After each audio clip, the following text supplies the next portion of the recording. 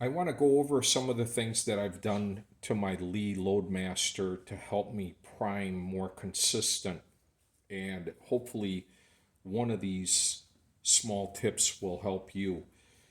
The first thing I noticed is on the rocker arm. The rocker arm is a stamped steel plate.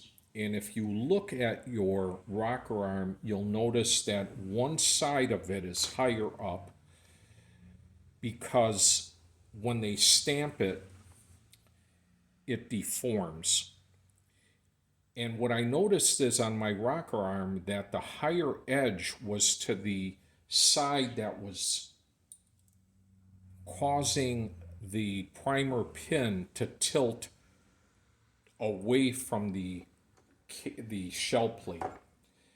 It would basically raise the primer pin on the outside of the small edge, and it would tilt it away from the plate. I'm hoping you guys can see what I'm talking about. What I had to do was I had to sand the edge away, the high edge on the short side, but I also gave it a slight higher ridge. I took a little bit more, a couple degrees more, and left a higher ridge on the inside, on the long end. That way, when the rocker arm lifts the primer pin, it actually wants to press it towards the shell plate. That's one. Number two is on the primer feeder assembly.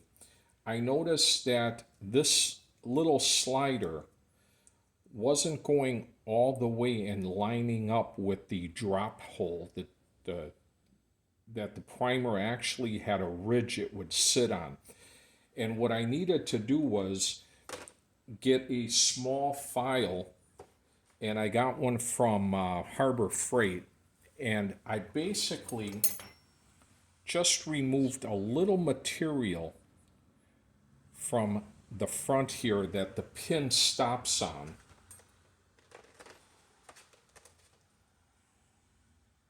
There's a little pin that stops there. It just stops this assembly from moving any more forward.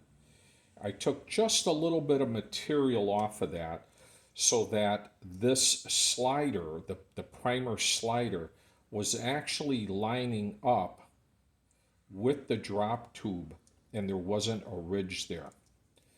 Again, I hope you guys can see all this on this video, but even if you can't, I think you understand what I'm trying to say. So now when my slider moves forward, it's in line with the hole that the primer drops in. There's no ridge there. There's no, I didn't go past it, so I'm not covering up the hole at all. It's just lining up with it so that the primer can drop in, or that the primer's even without sitting on a ridge. That's two. Number three, with this arm, I hope you guys are allowing for a little bit of drag on here.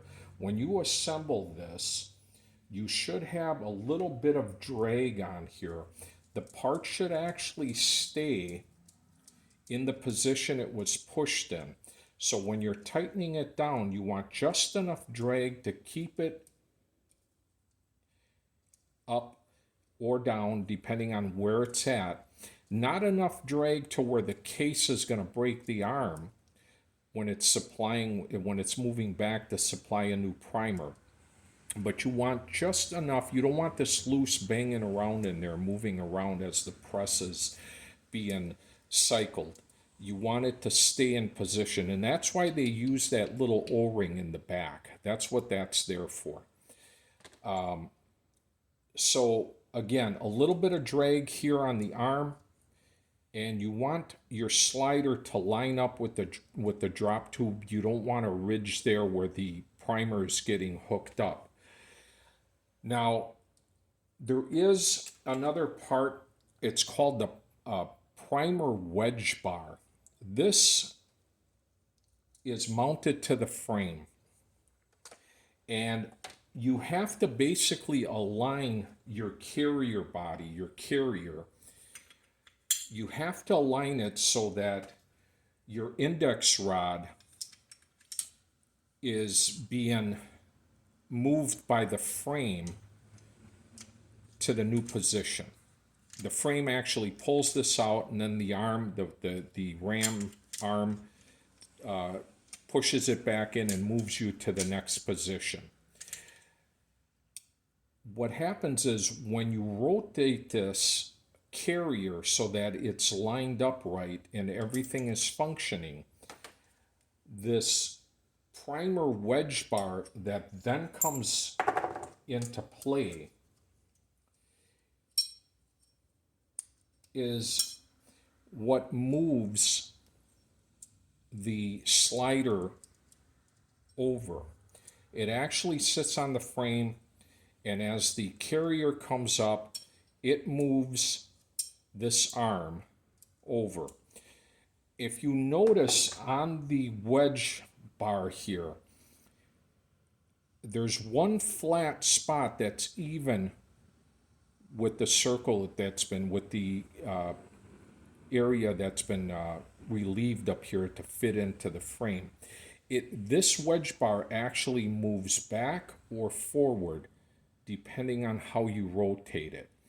And what you want to do is rotate it so that you have pressure on the upstroke and that it's actually holding that arm from moving back. If you don't have pressure, that arm can actually move. If this is too far out, that arm can actually move back. And as you're moving stuff, as you're cycling the press, especially if you don't have a little bit of drag on that O-ring, this thing is all over the place. I've seen where guys have taken out the O-ring and this thing just flops around in there. So again, you want to line up your carrier so that it's functioning properly and it's moving the shell plate and everything is functioning right.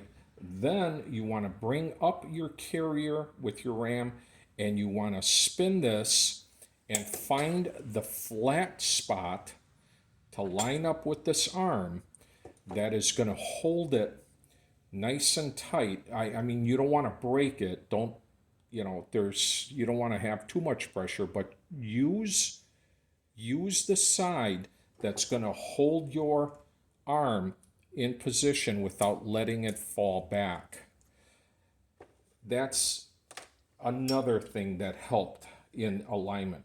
The other thing I was going to say is, and I'm not 100% sure if this helped or not, but I'll bring it up. On my primer pin, I lost my little primer spring that brought the pin back down, and I used just a little flat spring that I found in my bag of springs, or a little box of springs, various springs I had, and it actually works real well. It keeps everything straight, and I'll assemble it and show you what I mean. But I think this helped keep the primer pin from tilting. If you notice, their spring is to one side, and I know they did that so that they could have an area to drop the spring in. But all the parts seem to be misaligned. Everything about this, from the stamped rocker arm that is lifting crooked to the spring that's bringing it again and springing back crooked, everything seems misaligned.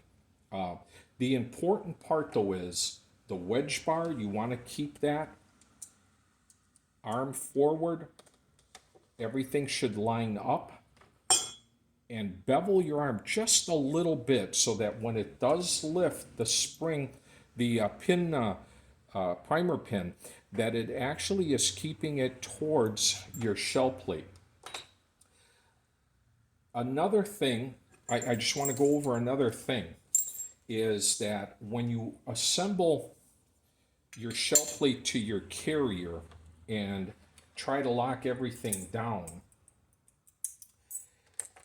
you have to watch how much pressure you apply with the nut on the top, or else everything seems to start to bind. And also the surface of the carrier is really rough. Now this is just a spare carrier I have, and I haven't done this yet. But what I did is I polished my shell plates, and then I put this on a table with a rag under it so that it wouldn't spin.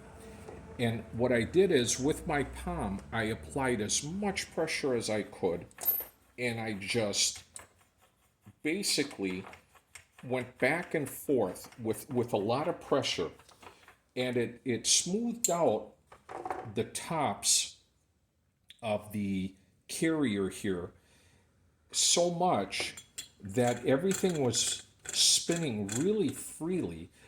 But the second thing that happened that I didn't realize is that by spinning it and adding just a little bit of rubbing compound under there, it actually dropped the shell plate a little bit to where when I was tightening up the nut on the top, I could actually tighten it down all the way with a little bit of force. I could actually go down, and the shell plate still spun freely.